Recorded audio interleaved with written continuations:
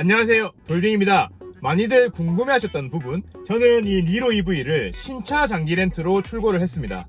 신차 장기 렌트라 저랑은 완전히 관계가 없는 일이라고 생각을 했습니다. 그리고 전기차 구입이 아니었다면은 지금도 잘 몰랐을 것 같아요. 저도 이 장기 렌트카에 대한 선입견이 좀 있었기 때문에 알아보려고 하지도 않았을 것 같습니다. 하지만 많이 따져보고 최종 결정까지 한 지금은 전기차 구입은 좀 장기 렌트로 고민을 하셔도 좋지 않을까라고 생각을 하게 됐습니다. 그렇지만은 절대 추천은 아닙니다. 절대 추천이나 유혹 이런 게 아니고 극히 저의 개인적인 판단과 선택일 뿐입니다. 무조건 이득이고 좋은 것도 아닙니다. 이런 말씀을 처음부터 왜 드리냐면은 저는 좀 자신 있게 선택을 했다 보니까 오늘 되게 달달해 보이게 말씀을 드릴 수 있을 것 같은데, 그래서 오늘은 영상 시청에 제한을 걸겠습니다. 괜히 제가 하는 이상한 말 듣고 조금이라도 현혹될 것 같으시다면은 뒤로 가기를 눌러주십시오. 그렇지 않으시고 잘 판단해 주실 수 있다면은 계속 시청해 주시면 감사드리겠습니다. 자, 전기차는 왜 장기 렌트로 출고를 하면은 좀 좋다는 것인지, 이 신차 장기 렌트의 장단점은 무엇인지, 그리고 가장 궁금하실 제가 매달 내고 있는 월 렌트료는 얼마인지 상세하게 한번 말씀드려 보도록 하겠습니다. 그러면 시작하겠습니다. 먼저 가장 궁금해하실 부분, 얼마에 뽑았는가? 일단 이 신차 장기 렌트의 계약이 어떻게 이루어지는지 좀 아셔야 될 것 같습니다. 장기 렌트는 기간이 많이 있지만 보통 3년 정도 이렇게 계약을 하게 되고, 약정 주행거리라는 게 있습니다. 1년에 2만 킬로, 3만 킬로 무제한도 있고 다양하게 있는데 보통 3만 킬로 정도 하는 분위기인 것 같습니다. 이건 이제 꼭 1년에 3만 킬로 타야 된다 이런 건 아니고, 3년 계약을 했다면은 3년에 3만 킬로, 총 9만 킬로, 계약 종료 시에 9만 킬로를 맞춰주면 됩니다. 이거를 만약에 넘게 타버렸다면은 반납할 때 좀 추가금을 내야 된다, 그런 식입니다. 그러면은 처음 계약했던 조건에 따라서 차를 인수를 할 것인지 아니면 반납을 할 것인지 선택을 할 수가 있습니다. 인수를 한다면은 인수가가 처음 계약할 때 정해져 있는데 차량마다 가격 차이가 워낙 크기 때문에 정확하게 말씀을 드릴 수는 없는 부분이지만 어느 정도 감을 잡으실 수 있도록 대략적인 금액을 말씀드려 보면은 2천만 원 정도 생각을 하면 될 것 같습니다. 인수가 이 부분은 정말 잘 따져봐야 되는 부분입니다. 무조건 월 렌트료가 저렴하다고 해서 좋은 조건이 아니라, 차를 타다가 마음에 들면은 인수까지 할 계획으로 만약에 계약을 하신다면은 인수 금액이 되도록 낮은 게 좋을 것이고, 특히나 총 렌트료랑 인수가랑 더해가지고 신차 구매했을 때랑 어떤 게 더 나은지 이것도 잘 따져보시면 좋습니다. 그런데 이제 당장의 이익만 보고 나는 3년 타고 무조건 반납할 거야 이런 생각으로 계약을 하신다면 인수 금액이 좀 높게 책정이 되더라도 월 렌트료가 저렴한 것이 더 유리한 계약이 될 것입니다. 내야 되는 돈은 총 3가지입니다.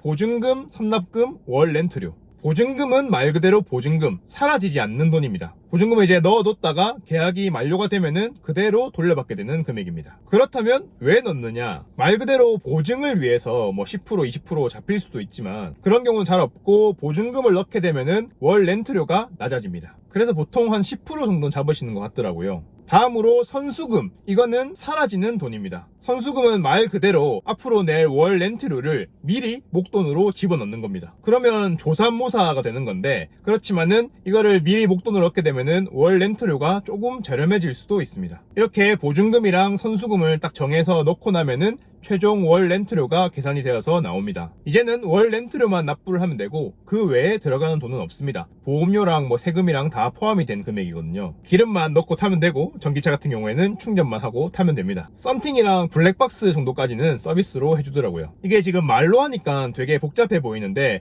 실제로 계약을 하시려고 살펴보시게 되면은 쉽게 아실 수가 있습니다. 등급이랑 옵션 어느 정도 정해져 있고, 거기서 이제 몇만 킬로, 보증금 얼마에 선수금 얼마 해서 그에 따라 월 렌트가 얼마인가, 이게 하나의 표로 쫙 정리가 되어 있습니다. 그래서 따져보고 가장 마음에 드는 조건을 선택을 하면 됩니다. 자, 그렇다면은 저는 얼마에 계약을 했는가, 니로 EV를 얼마 주고 타고 있는가, 자세한 계약 내용은 죄송하지만 노코멘트 하겠습니다. 그렇지만 가장 중요한 금액, 돈, 저는 보증금 0원, 선납금 0원, 보통 이거를 무보증 무선납 이렇게 얘기를 하는데, 무보증 무선납 조건에 실제 매달 납부하는 월 렌트료를 40만원대에 계약을 했습니다. 어떻게 좀 부담되는 금액으로 보이시나요? 아니면 저렴하게 보이시나요? 저는 이거를 좀 상당히 괜찮은 금액이라고 생각을 하는 게, 볼트 대란이라고 혹시 들어보셨습니까? 뭔가 핸드폰이랑 비슷한 것 같죠? 볼트 EV가 신차 장기 렌트 1차, 2차, 3차 해가지고 총 3번의 대란이라는 게 있었는데, 제가 알고 있는 배경은 렌트사에서 볼트 EV를 싹 구매를 해가지고 가지고 있다가 생각처럼 좀 잘 안 나갔는데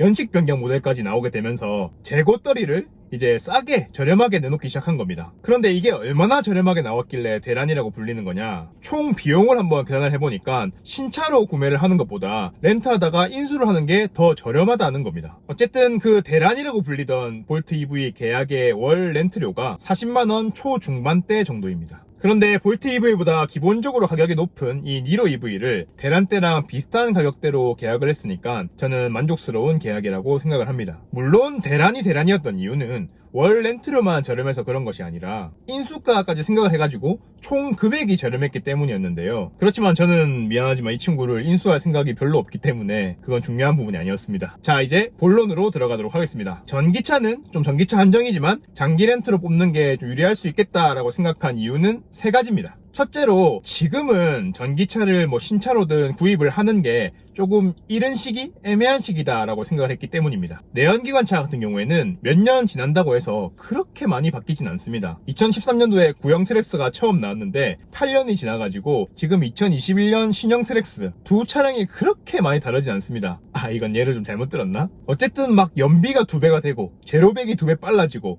이렇게 차원이 달라지진 않는다는 겁니다. 몇 년 지나도. 그런데 전기차는 엄청 빨리 변했고 앞으로는 더 빨리 변할 것 같습니다. 전기차 처음 나왔을 때는 뭐 100 몇십 킬로 이렇게 겨우 가다가 조금 지나니까 200km대 가기 시작하더라고요. 근데 지금은 400km 못 넘으면은 야, 그게 전기차야? 그거 어떻게 타냐? 이렇게 평가를 받기 시작했습니다. 그런데 이마저도 앞으로는 변화가 엄청 빨리 진행될 걸로 보입니다. 특히 올해를 기점으로 진짜 급가속을 할 것 같고요. 거의 모든 브랜드가 전동화를 선언을 했고 요즘에 광고도 되게 많이 나오고 있고, 그래서 업계에서는 올해를 전기차 원년으로 이렇게 지칭을 하곤 합니다. 저는 뭐 개인적으로는 작년에 볼트 EV 시승기 올렸었는데 반응이 되게 뜨뜨미지근하셨거든요. 근데 요즘에는 많이들 물어보시기도 하고 또 뭐 뉴스나 유튜브나 이런 데 보면은 전기차 관련된 기사들 매일 쏟아지고. 오토기어라는 유튜브 채널 혹시 보십니까? 저도 구독자인데 오토기어 김정민 선생님이 전기차 구입은 2, 3년 기다리십시오, 이런 말씀 자주 하시는데 저도 동의를 합니다. 2, 3년 정도만 지나게 되면은 지금이랑 또 확 다르게 변할 거라고 생각을 합니다. 근데 지금 당장 전기차를 좀 사고 싶고, 전기차는 또 하루라도 빨리 타야 이득이라고 막 사람들이 그러고, 보조금이랑 혜택은 점점 줄어드는데 그래서 못 참고 신차로 그냥 전기차를 질러버렸다. 또 근데 전기차 자체가 또 차급에 비해서 저렴하지도 않죠. 근데 고작 2, 3년 뒤에 아직 새 차 냄새도 다 안 빠진 것 같은데 9세대 전기차가 되어버릴 수도 있습니다. 중고 감가가 분명히 굉장히 커질 것이고 찾는 사람조차도 많이 없을 수도 있습니다. 좀 극단적인 얘긴 한데 9세대 소울 EV 있잖아요. 그거 중고 1000에서 1500만원 사이에서 구할 수가 있거든요. 근데 미안하지만 반값 해줘도 저는 살 생각이 없습니다. 뭐 세컨카, 마실용, 장보기용으로는 살 수는 있겠네요. 그리고 양탄이 레이 EV 하나 사주고 싶긴 하고요. 물론 최근에 나온 전기차들 볼트, 코나, 니로, 솔부스터 EV, 뭐 조회 정도까지 이제 이 정도 세대, 이 정도 수준 정도만 되면은 충분히 탈만한 수준이다 라고 할 수가 있기 때문에 2, 3년이 아니라 5년, 10년 이렇게 더 길게 보고 타도 충분히 탈만하다고 생각은 합니다. 어떻게 될지 확실히 알 수 없는 미래를 걱정을 하면서 지금 당장 필요하고 또 갖고 싶은 전기차를 못 살 순 없죠. 또 그런 말 있잖아요.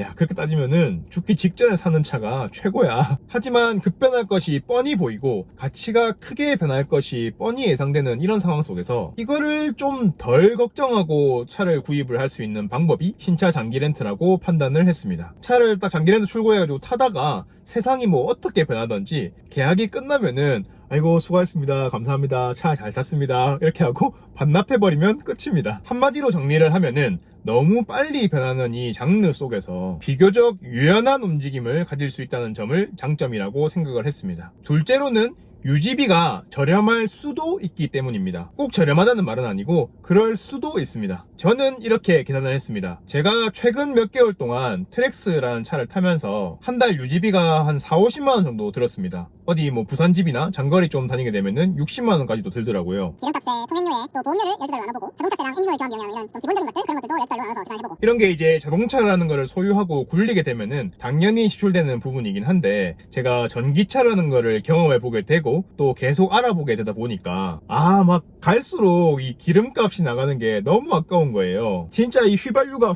막 증발되어 버리는 기분인 겁니다. 그런 와중에 이제 제가 갖고 싶은 차는 볼트 EV였죠. 볼트 EV 장기 렌트 견적을 한번 받아보니까 장기 렌트로 갈아타게 되면은 월 40만원대 납입료에 보험료랑 세금 뭐 이런 거 다 포함이 되고 심지어 제가 알아볼 당시에는 풀옵션 재고가 없다 그래가지고 월 렌트료가 LS 디럭스로 해가지고 30만원대였어요. 여기다가 뭐 충전 비용이랑 톨비랑 이런 거 좀 많이 잡아도 한 10만원 정도밖에 안 나오겠다라는 계산이 되더라고요. 그리고 전기차는 소모품 같은 거 정비할 게 거의 없죠. 물론 있긴 한데 내연차에 비하면 거의 없는 수준입니다. 그러니까 다 합쳐보면은 전기차를 바꾸게 됐을 때 월 50만원 정도 유지비가 들겠더라고요. 그러면은 트랙스 탈 때랑 비슷하거나 많이 들어도 10만원 정도 더 들게 된다는 건데 새 차, 그것도 전기차가 생긴다?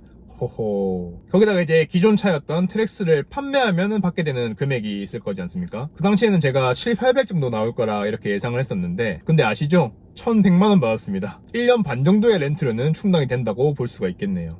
이렇게 말씀드리니까 되게 속이 타지 않습니까? 하지만 액면 유지비만 보면은 그런 것이고 그냥 뭐 이 휘발유 날아가던 거랑 똑같이 월 렌트료도 그냥 술술술 증발돼서 날아가 버리는 거니까 지혜로운 계산법, 지혜로운 경제관념은 아니라는 거 인정합니다. 그렇지만 극히 개인의 가치 판단에 따른 문제라고 생각을 합니다. 저는 기름값 막 나가고 기름값도 많이 오르고 있고 키로수 늘어나면서 컨디션 점점 안 좋아지면서 이것저것 정비할 것 머릿속으로 걱정하고 이렇게 하는 것보다도 전기차를 타면서 얻을 수 있는 이득과 또 기쁨, 이것이 더 크다고 이제 판단을 했기 때문에 자신 있게 결정을 했고 후회하지 않을 뿐입니다. 각자의 가치 판단에 따라서 잘 판단해 보시면 좋을 것 같습니다. 아니 근데 그러면은 이렇게 말씀하시는 분들도 계실 것 같아요. 그 돈이면은 차라리 신차로 구입을 하는 게 낫지 않나? 물론 신차 구입도 알아봤습니다. 처음에 말씀드렸던 뭐 미래가 어떻게 될지 이런 거에 대한 걱정들은 잠깐 집어넣어 놓고 당연히 뭐 렌트카 이런 것보다도 내 명의로 갖고 싶으니까 자 일단 차값 볼트 EV를 사려고 이제 알아보기 시작했는데 중고차 먼저 알아봤습니다. 한 2천만원 초반부터 시작을 해가지고 괜찮게 구입을 할 수가 있습니다. 자 그러면 트랙스 팔아가지고 1,000만원 내고 나머지 1,000만원을 이제 목돈으로 집어넣거나 아니면 할부를 결국 할 수밖에 없게 되는데 어쨌거나 2천만원 이상 지출을 하게 되는 겁니다. 신차 구매를 하게 된다면 보조금을 받고도 풀옵션 기준 해가지고 한 3,700만원 정도 들겠더라고요. 와 3,700만원?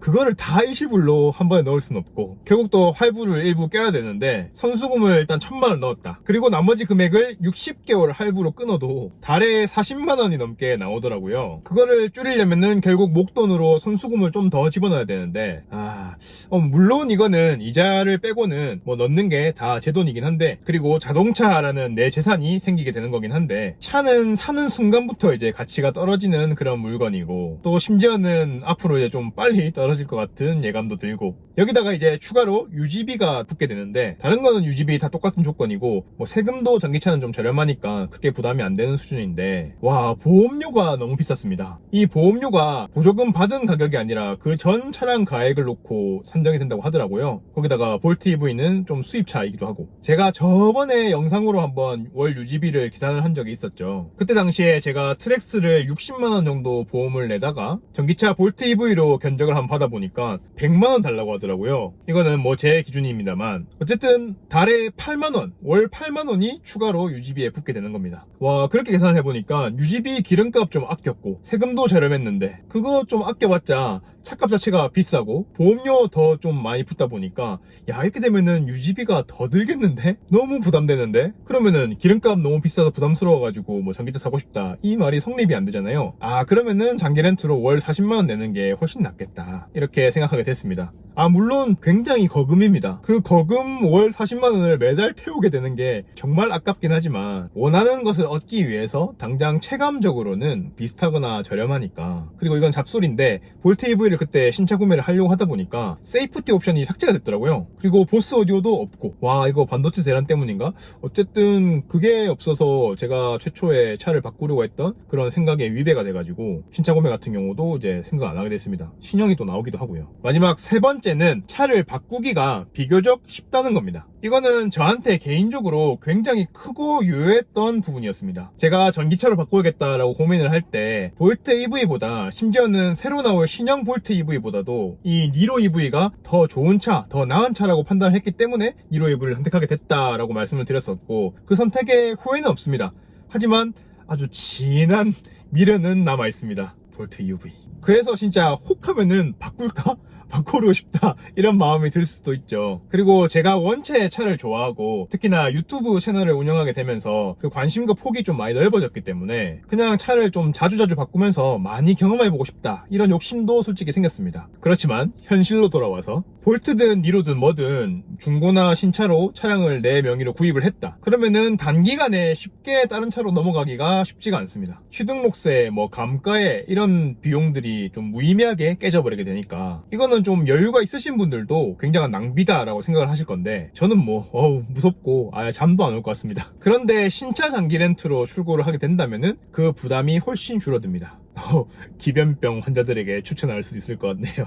그래서 제가 가장 먼저 알아봤던 거는 중고 렌트 승계였습니다. 전 차주의 계약 조건 그대로를 이어서 받아올 수 있는 건데요. 승계 비용 뭐 그런 게 조금 든다고 하긴 하는데 그 외에는 별다른 지출 없이 줄 수도 받을 수도 있습니다. 그러니까 이제 제가 중고 승계를 알아보다 보니까 와, 진짜 수요가 많구나 하는 걸 느꼈습니다. 진짜 터무니없는 계약만 아니면은 올리자마자 슉슉 나갑니다. 제가 이 볼트 EV 승계 받으려고 되게 다양한 카페에 가입을 했습니다. 뭐 전기차 동호회도 그렇고, 그리고 승계만 전문으로 다루는 카페도 있더라고요. 그렇게 여러 카페에 가입을 해놓고 알람 설정을 딱 해놓고 기다리다가 딱 뜨면은 바로 들어가서 손 줘요, 이렇게 댓글 달았는데, 와, 새로 고심 누르면은 이미 2개는 달려있더라고요. 진짜 빠릅니다. 그만큼 눈에 불을 켜고 렌트 승계 받으려고 기다리시는 분들이 많으신 거죠. 물론 계약 조건이 좋은 게 올라오니까 그런 겁니다. 아까 말씀드렸다시피 볼트 EV는 대란이라는 그런 좋은 조건의 계약이 있었기 때문에 그분들이 이제 아이오닉이나 모델 Y 같은 좋은 차들 나와가지고 그리로 넘어가시면서 계약을 많이 넘기시거든요. 그러니까 이제 제가 언젠가 이 니로 EV를 중고로 렌트 승계를 내놨을 때 그때는 수요가 좀 많이 줄어들었을 수도 있겠죠. 하지만 이제 일단 지금 기준으로 불꽃 튀는 시장의 수요로 봤을 때는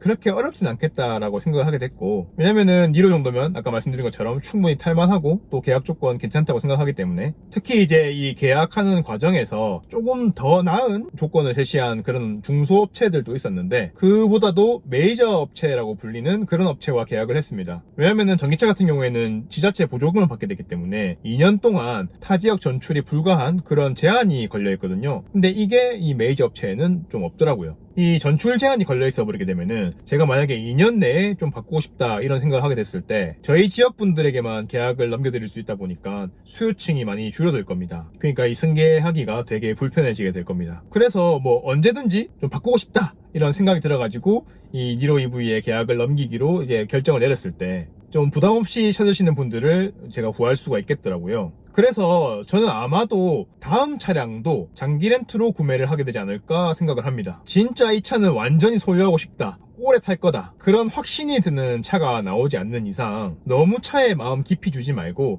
좀 장기 렌트로 다양한 경험들을 하고 그 과정에서 기변 비용도 부담도 좀 줄이고 이렇게 하는 방향으로 초점을 맞출 생각입니다. 다만 이제 한 가지 주의할 점이 보험 경력 단절인데 이거는 나중에 다시 말씀드리도록 하겠습니다.